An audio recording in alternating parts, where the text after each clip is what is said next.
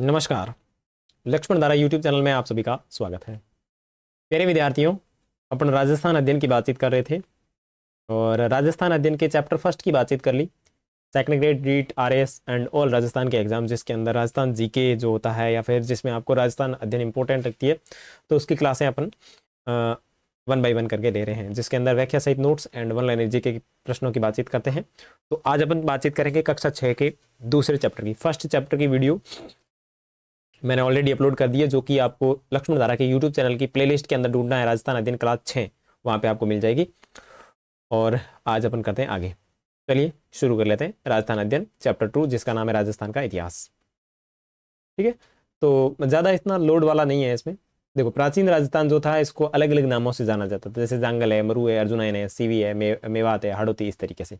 तो सबसे पहले बात करेंगे मरु प्रदेश। तो जो मरु प्रदेश है, इसका नाम पौराणिक ग्रंथों में अपने को देखने को मिलता है, जैसे रामायण है, चरक संहिता है, महाभारत है, बृहद संहिता है, या फिर इन सभी ग्रंथों के अंदर अपने को मरु प्रदेश की जानकारी मिलती है। यानी इस प्रदेशों में अपने को ये पता चलता है कि जो मरु प्रदेश है, इनका नाम इन चीज़ों में मिलता है, जैसे रामायण, चरक संहिता, महाभारत और बृहद संहिता। ठीक है, और मरु प्रदेश आर्यों का प्रारंभिक जनतंत्र था। आर्य जो कबीले थे, उनका प्रारंभिक जनतंत्र था, जिसमें वर्तमान के बीकानेर, नागौर, चूरू, गंगानगर, जैसलमेर व बाड़मेर के भाग सम्मिलित थे। यानी इस क्षेत्र के अंदर बीकानेर, नागौर, चूरू, गंगानगर, जैसलमेर और बाड़मेर जो है वो इस क्षेत्र के अंतर्गत आते थे। और कालांतर में इससे विस्तार होकर जो राज्य बने या जो जनपद बने, इनका नाम था कुरु, मद्र, जांगल। यानी मरु प्रदेश से ही कुरु, मद्र और जांगल प्रदेश जो है वो अलग हुए, जनपदों का नाम बना है। ठीक है, उसके बाद में बात करें जांगल। ठीक है, इस जनपद में वर्तमान बीकानेर, वर्तमान नागौर और जोधपुर के भाग शामिल थे। और इसकी जो राजधानी थी वो इंपॉर्टेंट है, अहिछत्रपुर। यानी जांगल प्रदेश की जो राजधानी थी अहिछत्रपुर थी, जो कि वर्तमान नागौर जिले में पड़ती है। पौराणिक आख्यानों के अनुसार यादव वंश के जो बलराम एवं श्री कृष्ण जो है वो द्वारिका जा रहे थे।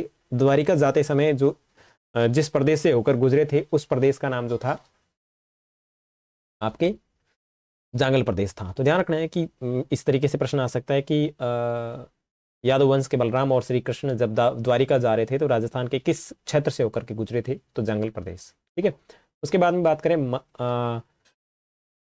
मत्स्य क्षेत्र।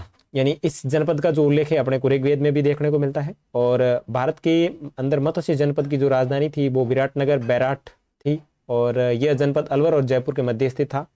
और इसका स्थान, इस स्थान का जो वर्णन है, चीनी यात्री एक नाम है जिसका नाम है युआन चांग। ठीक है ना, उस जो भारत की यात्रा पे आता है तो वो इस बात का वर्णन भी करता है। ठीक है ना, तो ये अपने लिए इंपॉर्टेंट है।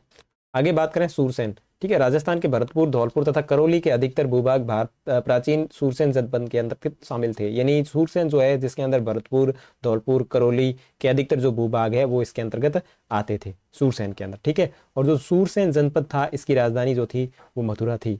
4वीं शताब्दी ईसा पूर्व यूनानी लेखक सिकंदर जिस समय भारत आया था, तो उसने सूरसेन या फिर सौरसेन नाम का एक उल्लेख भी किया है। तो अपन प्रमाण दे सकते हैं कि सूरसेन जो जनपद है, इसका उल्लेख अपने को यूनानी लेखक सिकंदर भी देता है। बयाना प्रशस्ति में भी सूरसेन नामक राजवंश का वर्णन मिलता है।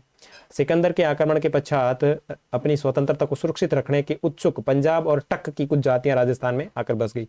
जैसे ही सिकंदर ने आक्रमण किया, तो पंजाब से कुछ जातियां जो अपना अस्तित्व स्वतंत्र रखने के लिए, जिसमें अपनी बात करें टक, ठीक है ना, वो कहाँ आके बस गई थी, राजस्थान में आके बस गई थी। ठीक है ना, और इसमें अपने साहस और शौर्य के लिए प्रसिद्ध मालव, स्वी और अर्जुनैन आदि जातियां प्रमुख थी। सूरसेन की बात करें तो मालव है, सीवी है, अर्जुनैन है, ये जो जातियां हैं वो कहाँ से आई थी, टक से आई थी। पंजाब का एक क्षेत्र टक, टक से वो यहाँ ट्रांसफर हो जाती है कहाँ, राजस्थान में, राजस्थान के अंदर सिकंदर के आक्रमण से बचने के लिए। ठीक है, नेक्स्ट सीवी जनपद। सीवी जनपद आधुनिक उदयपुर के पूर्व पश्चिमी तथा उत्तर संभागीय प्रदेश में सीवी जाति के आधिपत्य स्थापित था, यानी इसका आधिपत्य था, और इसलिए यह सीवी जनपद के नाम से जाना जाता है। ठीक है ना, सीवी जनजाति का था इस कारण। ठीक है, इसकी राजधानी मध्यमिका या फिर माध्यमिका थी, जिसके अवशेष चित्तौड़गढ़ के पास नगरी नामक गांव से देखने को मिलते हैं। इस भूभाग को मेदपाट या प्रगाटवाड़ भी कहा जाता है। ये जो भूभागीय क्षेत्र है, इसको मेदपाट या फिर प्रगाटवाड़ भी कहा जाता सकते हैं। उसके बाद में आगे बात करते हैं अर्जुनयन। ठीक है, भरतपुर अलवर प्रांत के अर्जुनयन अपनी विजयों के लिए प्रसिद्ध थे। अर्जुनयन ने मालवों के साथ मिलकर के विदेशी क्षत्रपों को परास्त किया था। तो ये ध्यान रखना है कि अर्जुनयन जो थे वो किसके साथ में मिलकर के विदेशी क्षत्रप जो थे उनको हराया था। तो मालवों के साथ मिलकर के। ठीक है, मालव की शक्ति का केंद्र जयपुर के निकट जो वर्तमान के अंदर टोंक जिले में स्थित है वो था, और कालांतर में ये अजमेर, टोंक और मेवाड़ क्षेत्र तक भी आ गए थे। टोंक, प्रतापगढ़ एवं झालावाड़ जो है वो मालव क्षेत्र के अंतर्गत आता है। मालवों की दिग्विजय का जो यूप अभिलेख नादसा भीलवाड़ा में लगा हुआ है, यानी मालवों की दिग्विजय जो हुई थी उसका जो अपने को प्रमाण जो मिलता है वो यूप अभिलेख नादसा से मिलता है, और नादसा जो है वो आपके भीलवाड़ा के अंदर है। ठीक है, नेक्स्ट योध्या प्रदेश। राजस्थान के उत्तरी भाग को योध्या भी एक शक्तिशाली गणतंत्री कबीला था, यानी ये एक गणतंत्री कबीला था जो बहुत ही पावरफुल था, जो युद्ध के लिए काफी प्रसिद्ध था। संभवतः या योद्धाओं ने उत्तरी राजस्थान से कुषाण शक्ति को नष्ट किया। ठीक है ना, उत्तरी राजस्थान से कुषाण शक्ति को इन्होंने सॉरी नष्ट किया। ठीक है, गुप्त काल तक भी ये गणतंत्रीय व्यवस्थाएं अपने अपने क्षेत्र में बनी रही। ऐसा प्रतीत होता है कि गुप्त सम्राटों ने अर्ध आश्रित रूप से इन्हें बनाए रखे थे। ठीक है, परंतु 5वीं सदी के हुणों के आक्रमण से ये गणतंत्रीय जो जनपद व्यवस्था थी जो समाप्त हो गई थी। ध्यान रखना, जो जनपदीय व्यवस्था थी वो किन के आक्रमणों से समाप्त हो गई थी? तो ध्यान रखना, हुणों के आक्रमण के कारण ये जनपदीय जो व्यवस्था थी, गणतंत्रीय जो व्यवस्था थी वो बिल्कुल समाप्त हो गई थी। वृद्ध संहिता नामक में इसके पतन की जानकारी मिलती है। ठीक है, इसके बाद अन्य जो जनपद थे वो सीमाई विवाद लेकर के या नई सीमाएं लेकर के जो क्षेत्र बने उनमें मेवाड़ है, वागड़ है, मारवाड़ है, हाड़ौती है, ढूंढाड़ है, मेवात है। तो ध्यान रखना, जो हुणों का आक्रमण हुआ था उस हुणों के आक्रमण के पश्चात ये जनपद नहीं रह करके अलग अलग क्षेत्र बन गए, जैसे मेवाड़ क्षेत्र, वागड़ क्षेत्र, इस तरीके से। ठीक है, तो सबसे पहले बात कर रहे हैं मेवाड़, यानी प्राचीन जो सीवी जनपद था वो सीवी जनपद क्या बन गया? मेवाड़ बन गया। ठीक है, और आधुनिक उदयपुर, चित्तौड़गढ़, प्रतापगढ़, राजसमंद, भीलवाड़ा वाले जो जिले हैं वो इसके अंतर्गत आते हैं। और इस क्षेत्र पर 7वीं शताब्दी से आधुनिक राजस्थान के निर्माण तक गोहिल सिसोदिया वंश का शासन रहा। नागदा, अहाड़, कल्याणपुर, चित्तौड़, कुंभलगढ़, चावंड, उदयपुर ये समय समय पर इसकी राजधानियां रही है मेवाड़ की। ठीक है, और यहाँ की जो बोली है वो मेवाड़ी बोली है। ठीक है, नेक्स्ट बागड़। राजस्थान के 2 क्षेत्र जो है वो बांगड़ के नाम से जाने जाते हैं, वागड़ के नाम से। ठीक है ना, एक डूंगरपुर और बांसवाड़ा, दूसरा जो है पिलानी नहर के पास भादरा, नोह तथा कन्नाड़ा जो क्षेत्र है वो भी बागड़ के नाम से जाना जाता है। किंतु दक्षिणी राजस्थान के अंदर डूंगरपुर और बांसवाड़ा का भूभाग है वो वागड़ या फिर वागड़ कहा जाता है, और इसकी जो बोली है वो बांगड़ी है। ठीक है, आगे बात करें मारवाड़। प्राचीन मरु प्रदेश, कालांतर में जो मरु प्रदेश था बीच में अपन ने सबसे शुरू में देखा था, उस मरु प्रदेश का नाम बदल करके मारवाड़ हो गया था। ठीक है, और 7वीं सदी में इसके मंडोर जोधपुर क्षेत्र पर गुजर प्रतिहारों का शासन था, और बाद में इसके ऊपर राठौड़ों का आधिपत्य हो गया था। नेक्स्ट बात करें हाड़ौती की, तो हाड़ौती जो है आधुनिक बूंदी और कोटा का क्षेत्र था। ठीक है ना, हाड़ौती कहलाता था, और प्राचीन काल में इस भूभाग पर मीणा जनजाति का आधिपत्य था, यानी हाड़ौती पर मीणाओं का अधिकार था। और मीणा जाति का एक शासक था जिसका नाम था बूंदा, और बूंदा के नाम पर ही आपका जो बूंदी जिला है उसका नामकरण हुआ है। कालांतर में सोआन वंश का एक शासक हुआ था जिसकी सोआन वंश की एक शाखा थी जिसका नाम था हाड़ा, और हाड़ा होने के कारण इस क्षेत्र को कहा जाता है हाड़ौती, और यहाँ की जो बोली भी है वो भी हाड़ौती है। ठीक है, ढूंढाड़ वर्तमान में जयपुर के आसपास का जो क्षेत्र है वो ढूंढाड़ कहलाता है, और कछवा राजपूतों ने मीणाओं और बड़ गुजरों को हरा करके यहाँ पे अपने राज्य की नींव डाली हुई थी, और इसकी भाषा जो है वो ढूंढाड़ी है। ठीक है, मेवात की बात करें तो मेवात अलवर और भरतपुर के आसपास का क्षेत्र है। ठीक है ना, अलवर, भरतपुर व जहाँ मेव जाति की अधिकता थी वो मेवात क्षेत्र था, और मेव जाति का जो प्रसिद्ध नायक जो था वो हसन खां मेवाती था। ठीक है, जो खानवा के युद्ध में राणा सांगा की ओर से बाबर के विरुद्ध लड़ता हुआ मारा गया। इतना ध्यान रखना है, खानवा का जो युद्ध हुआ था उसमें राणा सांगा की ओर से बाबर के विरुद्ध लड़ता हुआ मारा गया था। ठीक है, और नेक्स्ट देख लो, इन सब अचलों के अतिरिक्त भी राजस्थान के कुछ अन्य क्षेत्र थे जिन्हें क्षत्रप कहा जाता था। ठीक है ना, ध्यान रखना, उसे क्षत्रप कहा जाता था। जैसलमेर के भाग को मांड या वल्ल कहा जाता था, जोधपुर का दक्षिणी भाग गुजरातरा कहलाता था, प्रतापगढ़ को कांठल कहा जाता था, झालावाड़ का क्षेत्र मालवा कहलाता था, चूरू, झुंझुनू, सीकर वाला क्षेत्र शेखावटी कहलाता था, और ब्यावर जो है वो अजमेर का क्षेत्र अजमेर मेरवाड़ा के नाम से जाना जाता था। क्षत्रप का मतलब होता है प्रांत का मुखिया। सॉरी, इन अंचलों के अलावा कुछ और नाम प्रचलित थे, वो नाम इस तरीके से प्रचलित। ठीक है ना, और क्षत्रप का मतलब होता है प्रांत का मुखिया, राज्यपाल, या भारत में शक जाति के शासक होते थे उनके लिए जो शब्द प्रयोग होता था उसको कहा जाता था सत्रप। ठीक है, नेक्स्ट बात कर लेते हैं वन लाइनर की, जो कि इस चैप्टर के अकॉर्डिंग है। ठीक है, तो ये तो पीडीएफ में डाल रखे हैं मैंने, तो पीडीएफ आप जैसे टेलीग्राम पे जाओगे तो आपको मिल जाएगी। ठीक है ना, चलो चैप्टर 2 के जो वन लाइनर है उन सबको देख लेते हैं।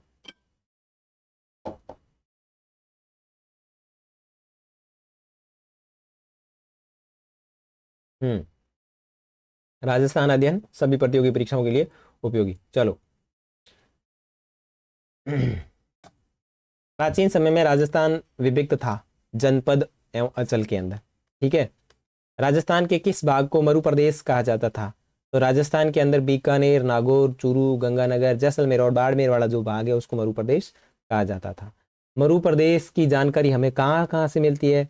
तो रामायण है, ऋग्वेद है, चरक संहिता है, महाभारत है, इन सब से अपने को रामायण की मरु प्रदेश की जानकारी मिलती है। आर्यों का प्रारंभिक जनतंत्र कौन सा था?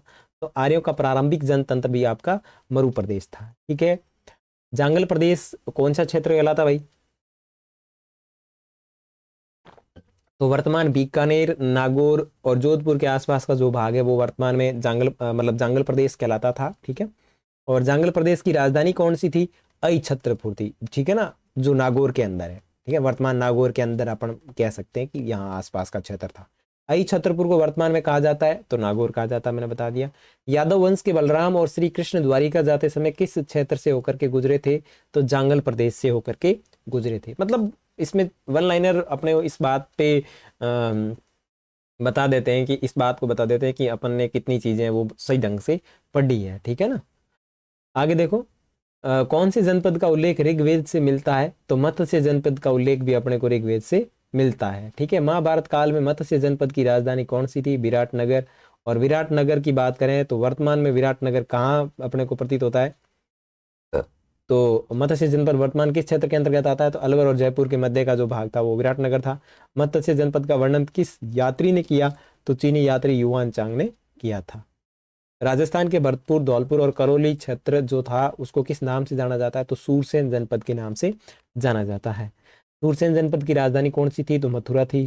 किस यूनानी लेखक ने सूरसेन का उल्लेख किया था? तो आपका यूनानी लेखक था सिकंदर। ठीक है, कौन सी प्रशस्ति में सूरसेन नामक राजवंश की अपने को जानकारी मिलती है? तो बयाना प्रशस्ति में अपने को जानकारी मिलती है। सिकंदर के आक्रमण के समय पंजाब से कौन सी जाति जो राजस्थान में आकर बस गई थी? मालव, सीवी और अर्जुनाइन, जो पंजाब के टक से आई थी अपने राजस्थान के अंदर। ठीक है, वर्तमान में राजस्थान के कौन से क्षेत्र पर सीवी जनजाति का आधिपत्य था? तो उदयपुर के पूर्वी, पश्चिमी और उत्तर का जो क्षेत्र था वो। और इस क्षेत्र को किस नाम से जाना जाता था? तो सीवी जनपद के नाम से जाना जाता था। सीवी जनपद की राजधानी कौन सी थी? तो मध्यमिका, जो कि आपके उदयपुर, चित्तौड़गढ़ के आसपास मानी जाती है। ठीक है, मध्यमिका के अवशेष कहाँ से प्राप्त हुए? तो चित्तौड़गढ़ के पास नगरी गांव से अपने को प्राप्त होते हैं। और चित्तौड़गढ़ के क्षेत्र को अन्य किस नाम से जाना जाता है? तो मेदपाट या प्रगाटवाट नगरी के नाम से जाना जाता है। राजस्थान के भरतपुर अलवर क्षेत्र में किस जाति में आधिपत्य स्थापित था? अर्जुनायन। ठीक है, मालवों की शक्ति का केंद्र कौन सा स्थान था? वो था नगरी टोंक। और मालवों की विजय का यूप अभिलेख कहाँ है?